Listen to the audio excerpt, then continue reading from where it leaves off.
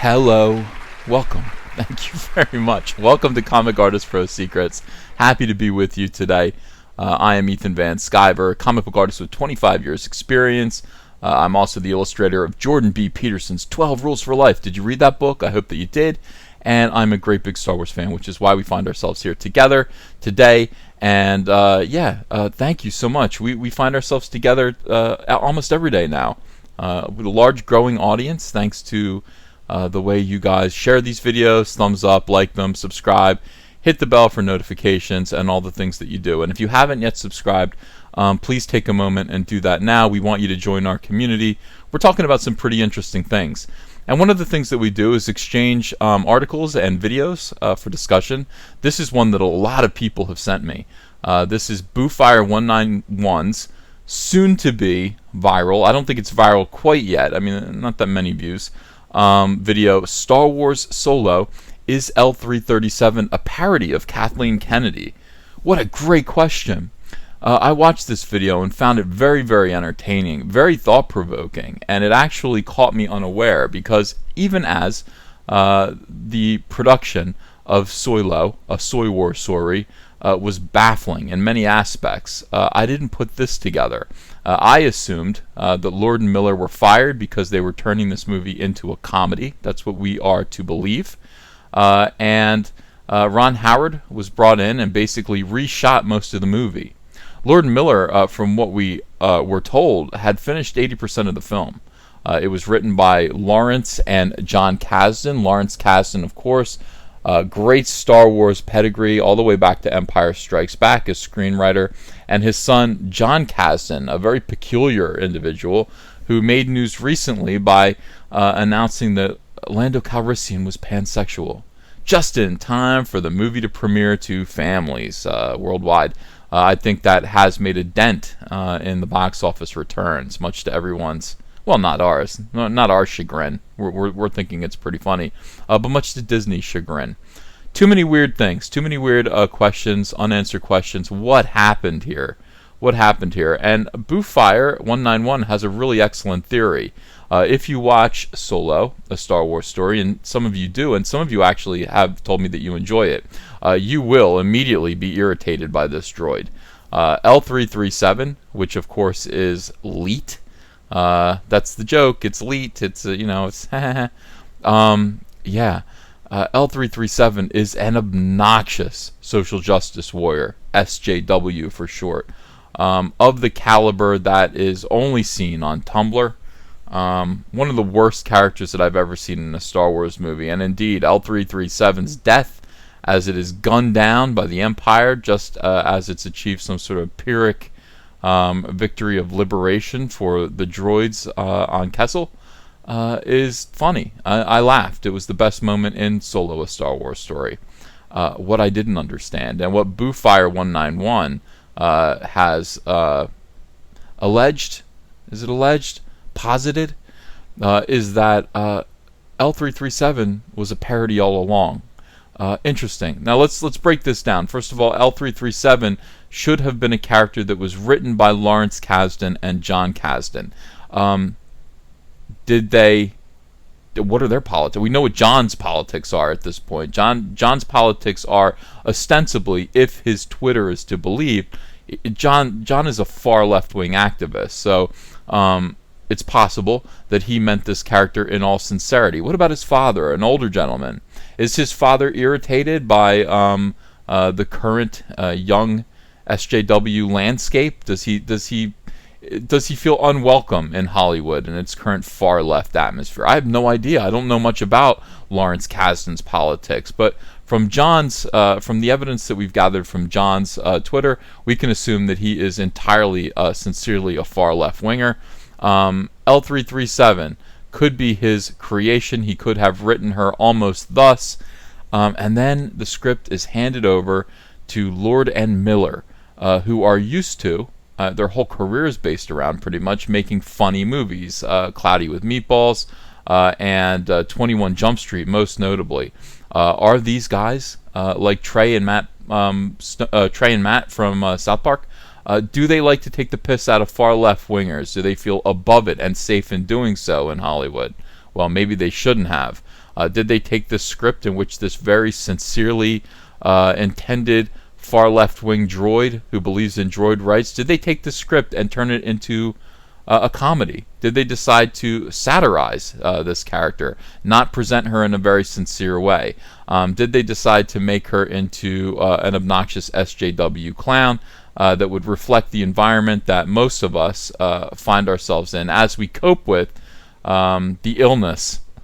And it is an illness. When someone you love contracts this illness and becomes an SJW, they will not cease to tell you their deeply held and silly political beliefs. They will tell you when it's inappropriate, and it comes to the point where if you love them, you will roll your eyes and go, yep, mostly ignore them, because you have to. You have to ignore them. They're very strident and obnoxious.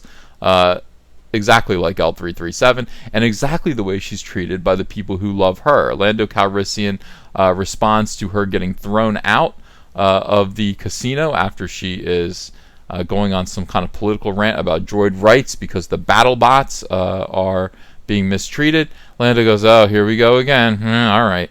Lando doesn't really subscribe to anything that she's really saying. I think Lando thinks that she's over the top. Lando thinks that she's silly. And that is indeed how most people treat SJWs in their lives. So, the question is now, were these scenes shot by Lord and Miller? Were they left in the movie, or did Ron Howard shoot them? If Ron Howard shot these scenes, he meant them probably entirely sincerely. They were intended that way. That's how they were written in the script, which I have not read. By John Kasdan and his father Lawrence Kasdan. We don't know. We don't know what the intention is behind this. But when you hear that two directors were fired for making a comedy out of a Star Wars script, one's ears perk up, and Boofire 191 is starting to make a whole lot more sense. I mean, suddenly this gentleman has a lot of credibility. Even though, with the Mandalorian with the trench coat, it's pretty cool. I would wear that. I'd wear that to the mall. All right, so then we have to ask ourselves, what exactly did Ron Howard possibly do to make this character, and what was previously shot using this character and the dialogue that was read? What did he do to fix that, to change the context of it? Indeed, this droid goes around saying that Lando Calrissian loves her, likes her, in a way that seems, kind of sexual and delusional for a robot. Did Ron Howard come in under orders and reshoot some Lando Calrissian scenes in order to make it seem as though Lando Calrissian might actually kind of dig that robot, if that's humanly and biologically possible, which it isn't, which is what's really, really strange. And then did Disney ask John Kasdan to come out and try to make this into some kind of LGBTQ etc. issue?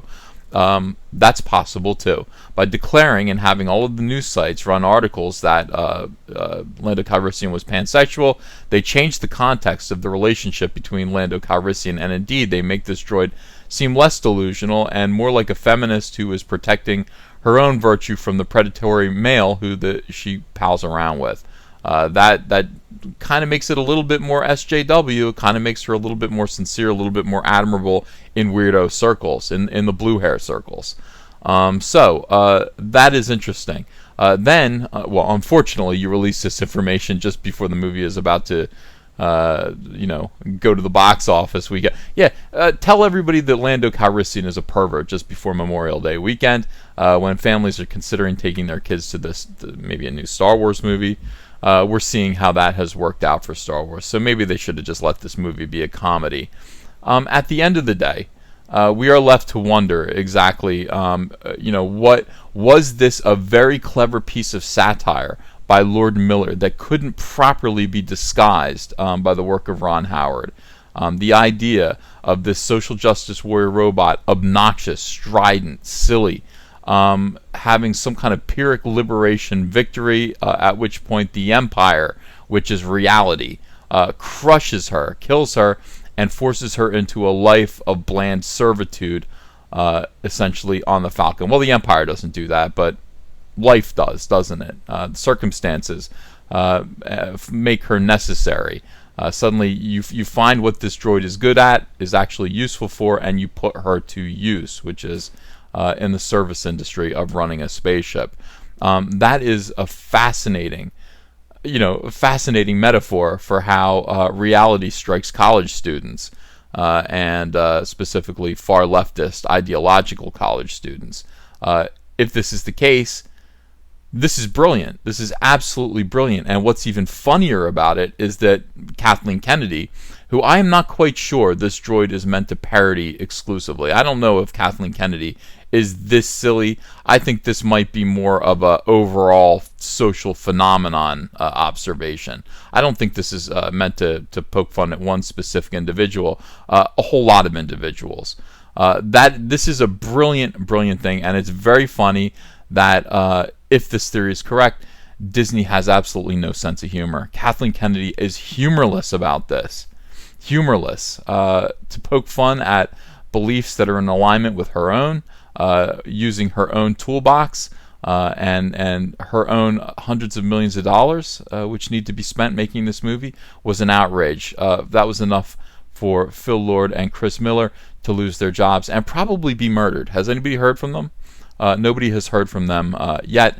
We are hoping that they are alive. Maybe they're on a fishing trip somewhere.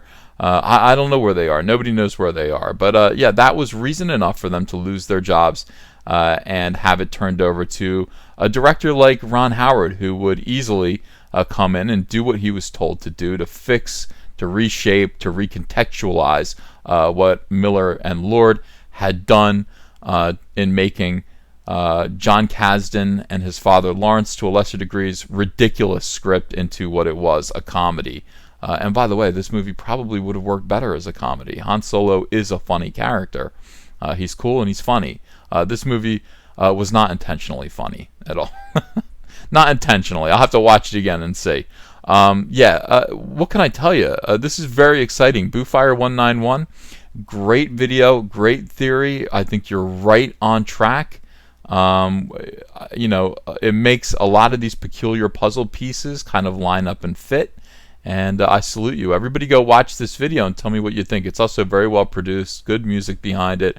Boofire 191, I don't know how many subs you have, but you need to have a lot more. Hey, want to follow me on Twitter? Okay, cool. I'm at Ethan Van Sciver. Talk to you there. Aren't you tired of this soy-based entertainment?